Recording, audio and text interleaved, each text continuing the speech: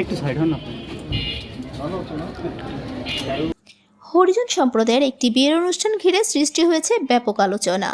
Sweeper বা পরিচ্ছন্নতা কর্মী হিসেবে পরিচিত এই জনগোষ্ঠীর একটি পরিবারের বিয়েতে আমন্ত্রিত অতিথি হিসেবে যোগ দেন জেলা প্রশাসক মোহাম্মদ নুরুল করিম ভূঁইয়া, মাহারা এতিমকোণে প্রীতি রানী। বাসফোরের এই বিয়েতে প্রশাসনের সর্বোচ্চ পর্যায়ের এমন একজন কর্মকর্তার উপস্থিতি ছিল পুরোপুরি অপ্রত্যাশিত। এতে খুশিতে ভাসেন কনের পরিবার ও স্থানীয় হরিজন সম্প্রদায়ের মানুষজন।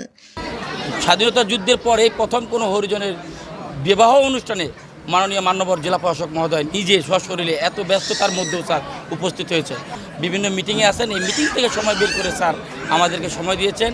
আমি আবারও স্যারকে আন্তরিকভাবে শুভেচ্ছা জানাচ্ছি এবং স্যার আমাদের সবসময় এভাবে আপদে বিপদে পাশে থাকবেন এই আমি আশাবাদ ব্যক্ত করি। এবং আমাদের পক্ষ থেকে সবাই একত্রিতভাবে স্যারকে আবার করজোরে আবেদন জানিয়ে যে স্যার আপনি সবসময় আমাদের বাংলা হরিজনের পাশে থাকবেন এবং আমাদেরকে উৎসাহ উদ্দীপনা করবেন। আপনার এই আগমন আমাদের আজকে উৎসাহতে আমাদের মনের কলিজাটাকে আরও বড় করে দিয়েছে।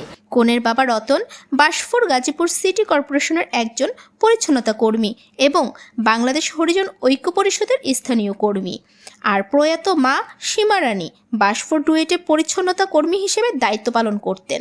নানা প্রতিকূলতার মধ্যেও মেয়েকে উচ্চশিক্ষায় শিক্ষিত করেছেন তারা।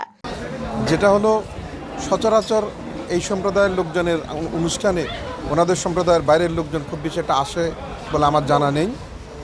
আর যেহেতু এই সম্প্রদায়ের মানুষেরও মানুষ, এই সম্প্রদায়ের যে পেশা সেটি একটি পেশা, মর্যাদাকর পেশা।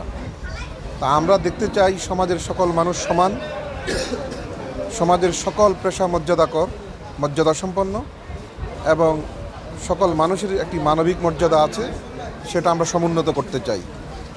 আরেকটি বিষয় হচ্ছে, যখন শুনলাম যে মেয়েটি মাহারা এবং এটি এমন এই ধরনের একটি সম্প্রদায়ের মেয়ে এবং সে নিজ চেষ্টায় অনেকটুকু পর্যন্ত পড়াশোনা করেছে, আমি চাই এই সম্প্রদায়ের মানুষগুলো আস্তে আস্তে শিক্ষা দীক্ষা শিল্পে সাহিত্যে আস্তে আস্তে এগিয়ে আসুক।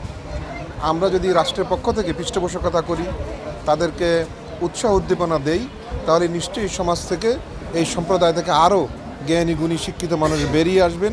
সেজন্যই আমার এখানে আসা। জেলা প্রশাসকের এই উদ্যোগকে মানবিকতা ও সমতার বার্তা হিসেবে দেখছেন গাজীপুরবাসী।